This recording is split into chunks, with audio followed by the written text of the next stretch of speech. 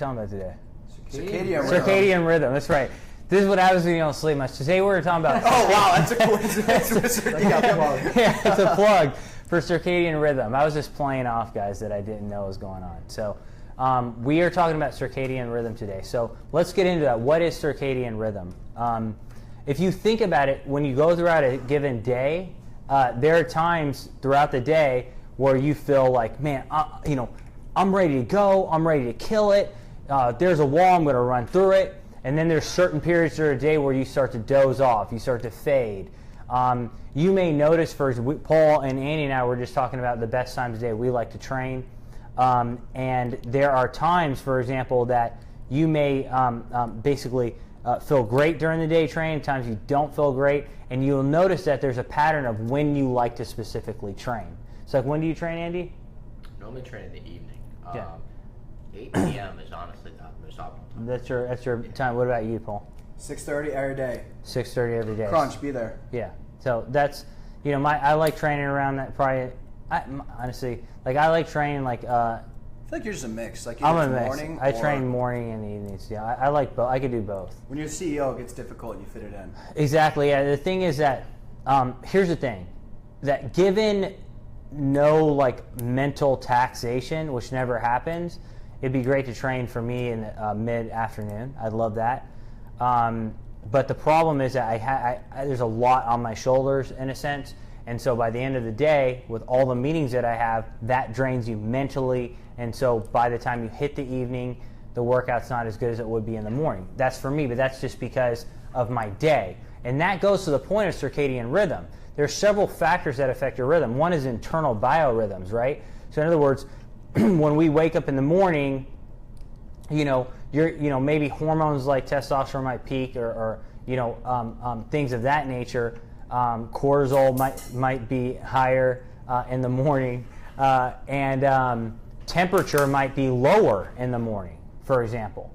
And that's actually one of the biggest things that regulates our ability to perform. Okay, so for example, temperature might be lowest in the morning, but temperature raises throughout the day and peaks late afternoon, early evening. Now, studies actually show that not being hounded by mental things, not being hounded by everyday life, that if you were to essentially train at a given time, that temperature seems to predict performance, right? Because a little bit elevated temperatures, for example, are going to allow your muscles to be less viscous. They'll contract at faster speeds. You'll be able to recruit more muscle fibers.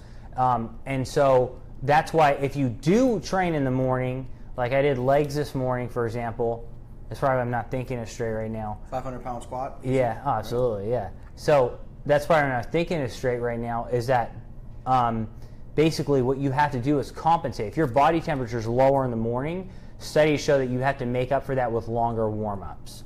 If you can do longer warm-ups, you can semi-counter the fact that your body temperature is not where it's ideal in the morning relative to the evening. So just take that into consideration. A lot of people saying congrats on the book, and I really appreciate that. Thank you so much. So the next thing I'm going to talk about is basically, and then, of course, there are other things that are going to affect that, like light's going to affect circadian rhythms and your rhythm. Temperature is going to affect that. And a whole host of other things like life stress is going to affect how you operate, okay? And light is going to be a big thing. And speaking of light, this is a concept that we really like to talk about here. Personally, like who was it? Andrew Greco said, I rarely get more than 5-6 hours of sleep. There's a time that I barely got 3 to 4 hours of sleep. And then there's some nights where that's the case, like last night I probably only slept like 3 or 4 hours. So there are times when that's going to occur. And but if it's a habit and it's happening every day, you want to address why is it the case. Now, one of the things that affects our sleep cycle is something called melatonin. And if you actually looked at our infographic on what circadian rhythm is, you saw melatonin peaks at night. Now, when melatonin peaks, that causes us to get drowsy and fall asleep. Light counters that. Not just light, a specific wavelength of light, and that's blue light, okay? So, if you're anything like Andy and I or Paul, when we get home, we're still working, we're still doing stuff. I'm working on Muscle Ph.D. Academy. You know, these guys are working their behinds off on a bunch of stuff. And so we still are getting affected by light. That's canceling out that melatonin release. And because of that, we don't sleep well throughout the night. Makes sense? Now, in the middle of the night, oftentimes people are checking their phones. What's that doing? You get blue light in your eyes. How do you counter that? Because people like us, we're not going to stop working. You see what I'm saying? Like, we're not going to stop working. You know, there's no rest for us because we got to get this done. Like, we got to present Muscle Ph.D. to the world, and we got to, you know, we got to bring Aspie to the world, and we got to move the field forward. And so to do that, sometimes you're working late at night. Now, what do? You can block blue light, and there's studies with orange, amber-ish glasses, and I wish we had them. Which, if you've seen his snaps, you know what we're talking about. Yeah. If you see my snaps, you know what I'm talking about. Maybe I don't think, do we have any orange They glasses? basically like this, like tint like this. Yeah, they're like tinted like that. Okay. Show IG. Tinted like that. They look just like that. Orange glasses. And next time I'll actually bring them in so you can see. You have some? You got them for me. Oh, that's right. Cool. So Andy's got some. I don't have any. Why didn't you give me any? It's my birthday present. Oh yeah, actually it's Paul's birthday coming up on Friday. Saturday. That's awkward. But yeah, Saturday. Yeah. Saturday. So he wants orange glasses. I know that. That's a hint, right? You don't have any orange glasses? No, not yet. You know how much better my gains are going to be after leg day, Doc? Yeah. I'm going to start wearing around the facility during the day. Somebody comes in, everyone's Yeah. got orange glasses on. Yeah, everyone wish Paul happy birthday. Check him out at Paul Hauser on his IG, Snapchat too. Paul Hauser. No. I think it's like HAUZR73. Okay, yeah. It's like one of those emails like I love soccer. You know what I mean? And if you're not sure, if you just go to Muscle Ph.D. and look up Paul, you're gonna find him. Yeah, I follow Paul very closely. So anyway, so now moving on that, when you wear these orange glasses, you literally, people who sleep horrible, all of a sudden sleep better than people who didn't sleep bad. So orange glasses really help with sleep, okay? And yeah, you can get orange glasses on Amazon.com. Just look up blue light blocking glasses and you get them on Amazon.com. And actually, you know what? What we'll do, guys, I think when we address these topics, we should probably just talk to some of these companies that we think are good and just do giveaways on Muscle Ph.D. You know, I think that'd be a good idea, and get the word out to you, because I think you guys are following this. Why not just, spread the love out there? So that was that. So you want to wear orange glasses. The sooner you can put them on, the better your sleep will be. Okay? So is this guaranteed gains you're telling me right now? It's guaranteed gains. Yes, you will get jacked. I think way too many people, like I said, like you keep saying, don't look at sleep as doing too much other than being lazy. They see it as being lazy. That's what they see it as, being lazy. And listen, guys, I understand that philosophy. Like, Eric Thomas is one of my favorite guys, and Eric Thomas is like, if you guys look him up, if you haven't seen him, a great motivational speaker, but he's like, sleep, I don't need sleep. And listen, through grad school, I adopted that all the way as we were a team building up Aspie, I adopted that concept. And the thing about that is that, it messes you up and you don't perform as well. And so that's something that I think that we really need to just think about and make sure that you're optimizing everything. Okay, so now what happens when you don't sleep as well? It will disrupt your circadian rhythm, and also it'll disrupt certain hormones and certain things that might impact performance. Now, cortisol, people villainize cortisol, but at normal levels, it does its job. It's doing its job at normal levels, right? It's helping liberate fatty acids. It's getting you focused. It's doing a bunch of things that could be beneficial. But chronically elevated levels of cortisol, that's where it becomes chronically catabolic, is what I would say, and impairs the ability of your nervous system to recruit skeletal muscle. So basically what studies show is that, like, if you're like me last night, I got maybe 3 hours of sleep. That's not good, and I'm not preaching it, but I've been actually doing good on my sleep, like 6 to 8 a night. But when I don't, like last night, my cortisol's up probably pretty high right now, okay? And if you do that every single day, you're gonna have really high cortisol levels, and that's what leads to impaired gains. And so that's why sleep, at least like 8 hours a night, ideally, is great. So again, you don't want cortisol to be chronically elevated. Now, the next thing that we want to really talk about is, we talked about training times. Now, in general, if in general, training in the late afternoon, early evenings, studies show that power's improved, strength is improved, strength endurance is improved, aerobic capacity is improved. All of those things are improved, okay? But the thing is, you have to realize, let's say that, for example, you have a competition that is in the morning, right? Well, is it ideal to be training at night, afternoon? Probably not, because basically you're going to feel crappy when you go in and do that training session, right?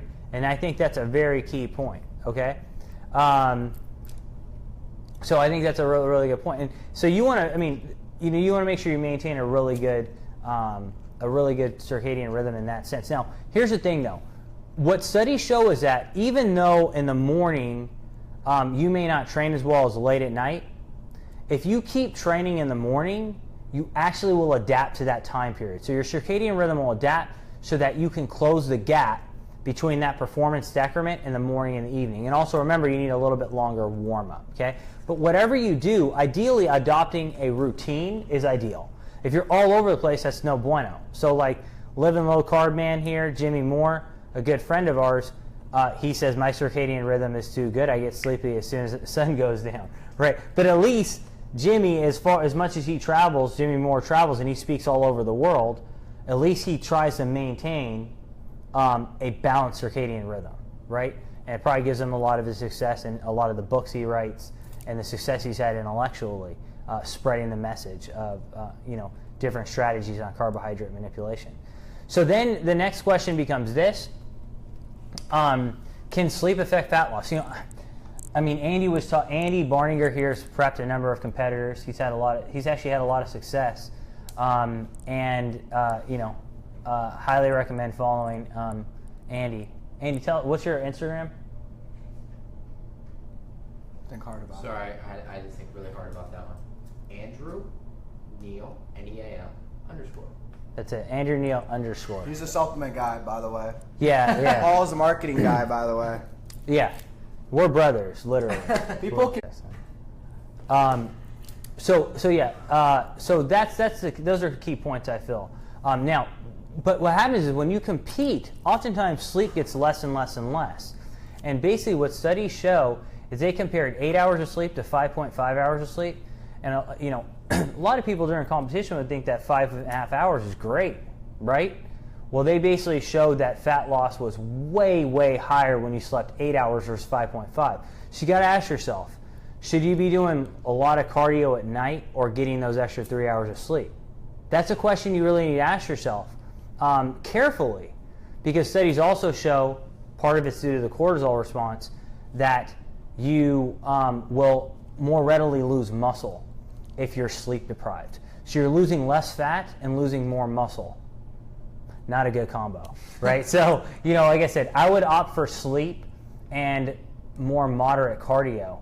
Don't let the cardio destroy your sleep. Even going back to what you were saying earlier, whenever people do diet, they tend to get less sleep almost. Absolutely. Absolutely right. And so you make sure you use all the tools that you can. We'll talk about those tools in a second, but you got to use all tools you can to overcome that. Well, time management.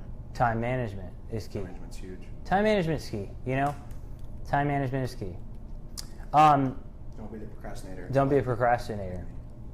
It's a real interesting concept that we're talking about. Are we going to go, should we drop the bomb on the on anything else on that? On the sleep thing? Like time of day training? Time of day training, I mean.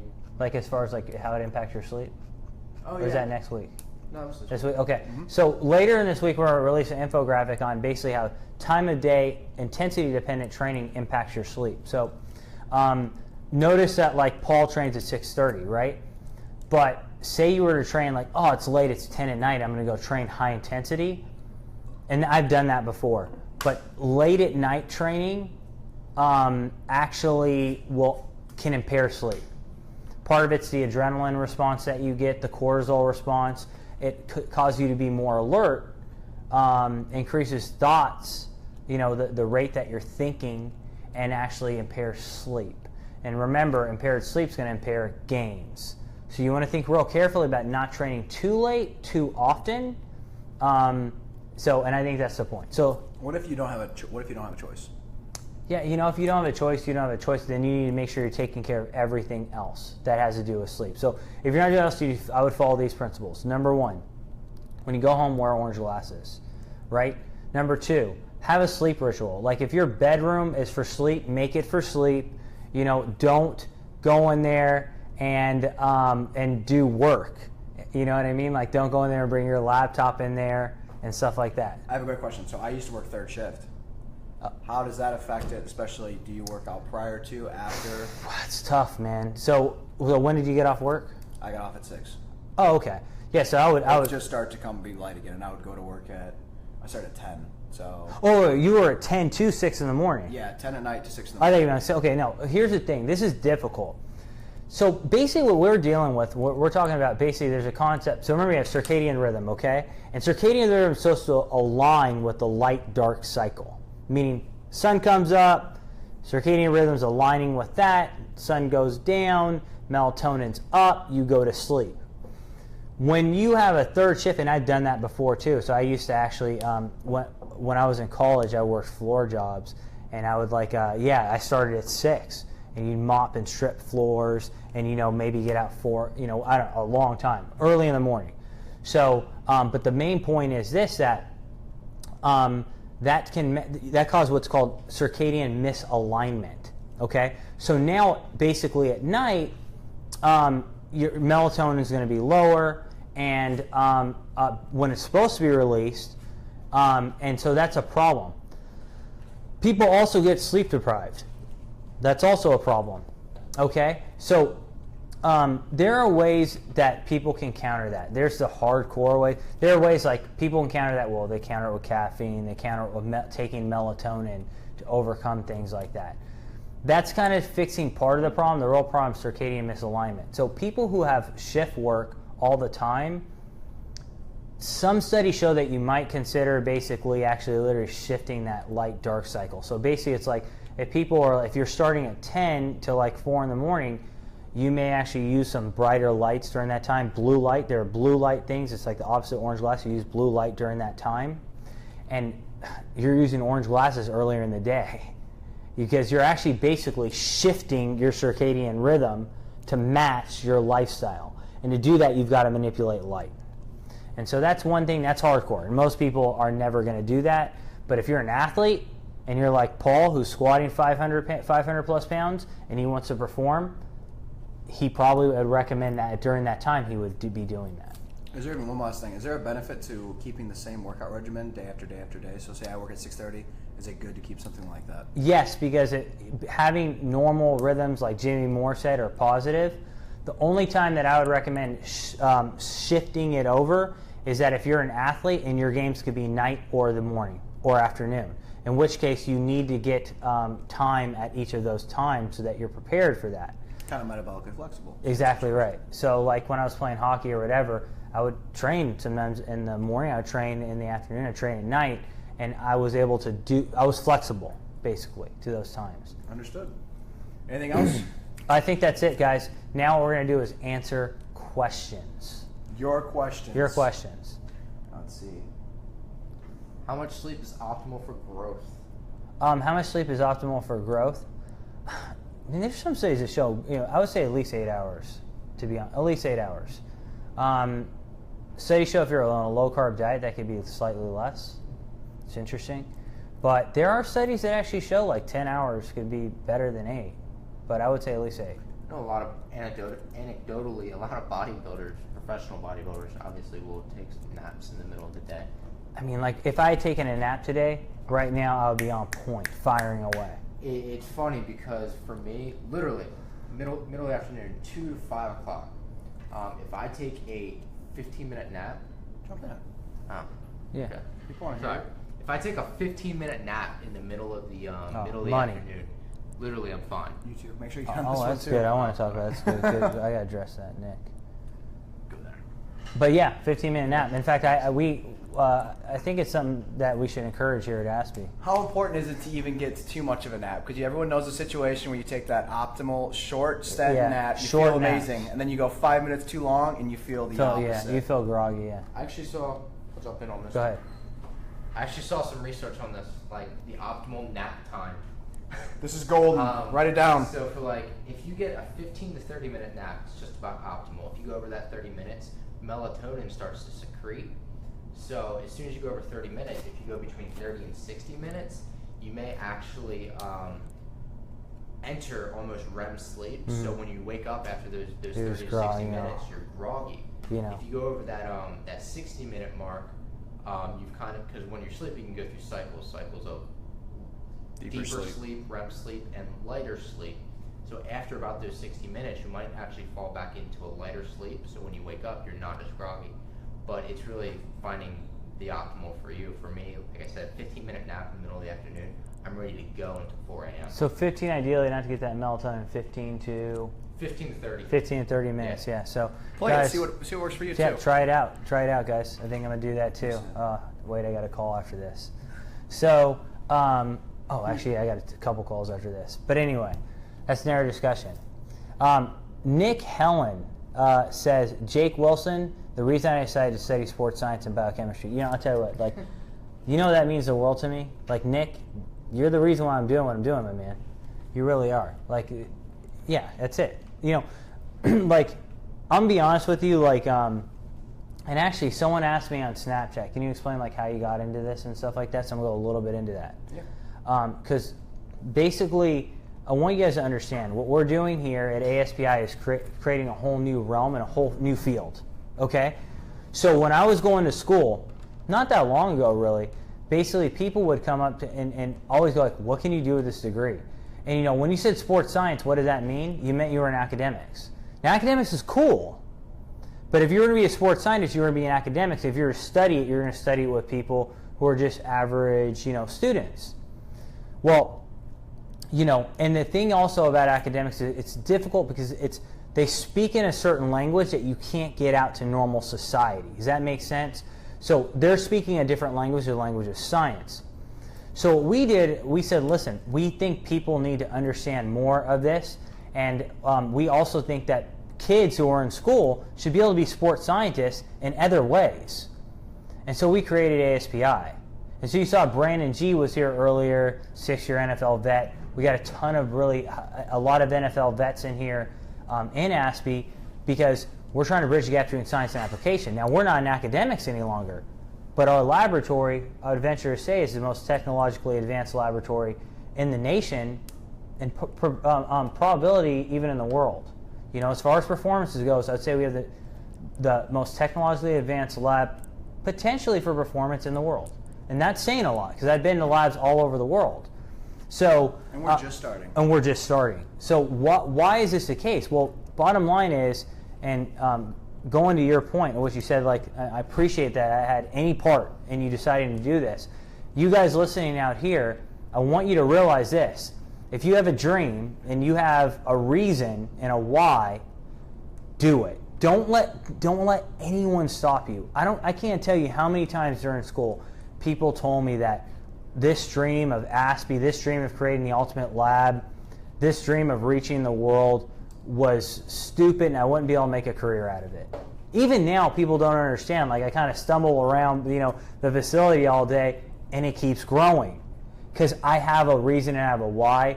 Andy's got a why, Paul's a why, everyone at the ASPI has a why, and that was to change the course of sports science. It's one of our whys. And so you guys out there who want to change the course of sports science, do it. If you want to create your own lab, do it. You know what I mean? And so that's it for that speech right there. So, that was a drastic. That was a drastic change of direction, but I had to go there, guys. Good. You know, do it. Like, do your own thing. Break the mold. Steve Wisniewski, what are your thoughts? Oh, I missed that. Okay, any thoughts on low cortisol in the morning and high cortisol in the evening? It's reversed. Yeah, it is. So it's reversed. Yeah, like in the morning, isn't your cortisol elevated? Mm-hmm. And now, if Jason's seeing that in his own blood work, you're reversed, Jason, and it could be maybe you work night shifts. Maybe you just have really stressful days. I'm sure there are times where all three of us break the mold on cortisol because of the stress that we face every day. True. But in general, Jason, it's going to be highest in the morning, my friend. Why? This is Jason Masba. Why is there such bad reviews of training in the morning? I love more. Well, remember, Jason, there's a couple things. One, there's a concept called it's called chronotype, and chronotype basically means some people are morning people and some people are evening people, right? Can I jump in on this? Yeah, jump in on this one. Chronotype. I actually was reading a study 2 weeks ago on chronotypes. They took a group, I want to say it was 100 individuals. They split them into 50-50, but they kind of analyzed them prior to actually studying them, and some people were categorized as night people, other people were categorized as morning people. Night people, morning people. And they had them make decisions either in the morning or in the evening, both groups. Same questions, same decisions. But they found that the morning people made the most logical, ethical, and rational decisions in the morning. And that they found that asked those same questions in the evening, they made irrational decisions, unethical decisions. If you reverse it to the night people made the most irrational decisions in the morning and the most rational ones in the evening. Interesting. Therefore, chronotype could affect your decision making. And the gist of the article was, if you're a night person, you should probably make your most important decisions in the evening. Interesting. That's this guy. Me. If you ask me to do something before noon, Nope. it's the worst decision you've ever made. If you ask me to do that at 11 p.m., gets it done. Gets it done. Done. And that's the thing too. Like here at ASBI, man. Like we work with chronotyping and stuff. Some people come in 6 a.m. Some people come 10. Some people come whatever. As long as we get the job done. Because you understand there's differences. It's not a forced upon thing. Yeah. Because then realistically, everyone's got that person at the job that it starts at 9. Yep. And they never start working until 11. But realistically, sometimes they work from home or stay later. Yeah. We're all about getting the job done. And a lot of guys are like, man, I want to work ASBI. It's cool. Guys, listen, we don't play the game. We don't do the punch the clock, punch out. I don't care if it takes 30 minutes to get it done. Great. If it takes 15 hours to get it done, let's roll up our sleeves and do it, right? But going to your point, basically, you might be a morning person, and therefore your training is going to be better in the morning, okay? So that's something to understand.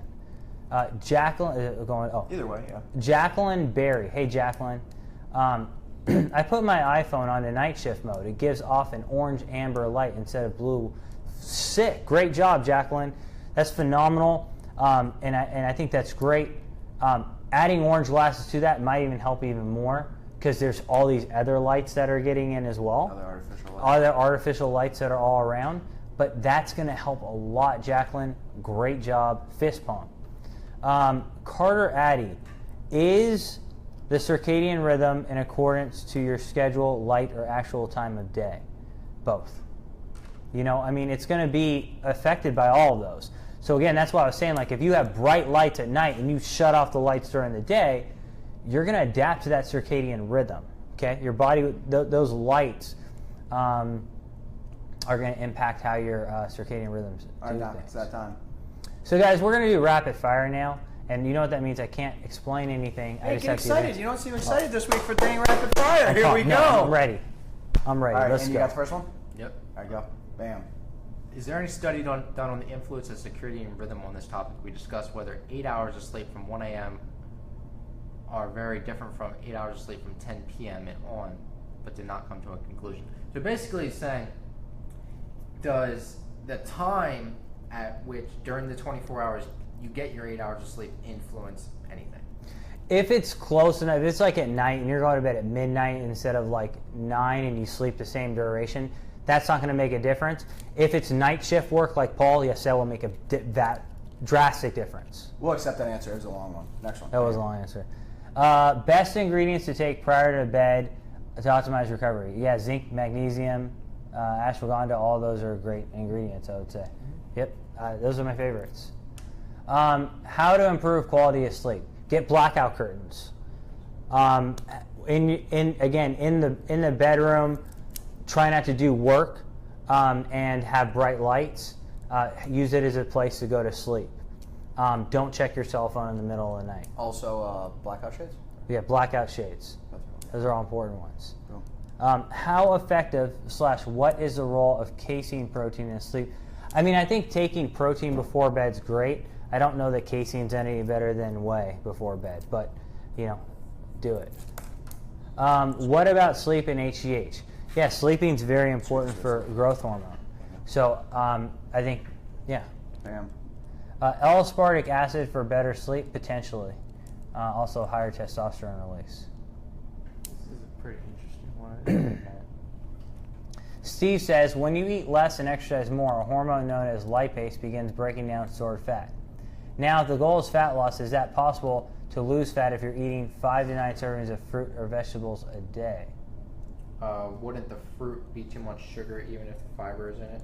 So he's basically saying, if you're eating too much sugar, is it going to inhibit fat loss? Yes. Boom. How to get control over sleep? Everything we said, my friend. Too much sleep, probably if you're sleeping like 12 hours a night, that could be a problem. Sir, how to avoid stretch marks during muscle gaining? You want to get stuff like cocoa butter, coconut oil type, how do you avoid stretch marks? I think stretch marks are a good thing, but I mean, I understand some people just grow at such a rapid pace where their stretch marks are everywhere. But I don't even think there's an answer to that yet. Cocoa butter is the only thing I've ever seen. Cocoa butter can help. Yeah. Cocoa butter lotion they make. Cocoa butter lotion. Affects the circadian misalignment on insulin sensitivity. Screws it up. Boom. Have you released your cheesecake recipe yet? Or are you still keeping it a secret? How quick? I say I haven't released it, or do I say... We've released cheesecake recipes.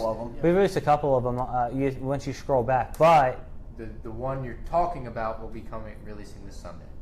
That's the one you're talking about, so... Yes. Sunday. Tune in Sunday, Muscle Ph.D. Can we get amino acids from eggs? Yes.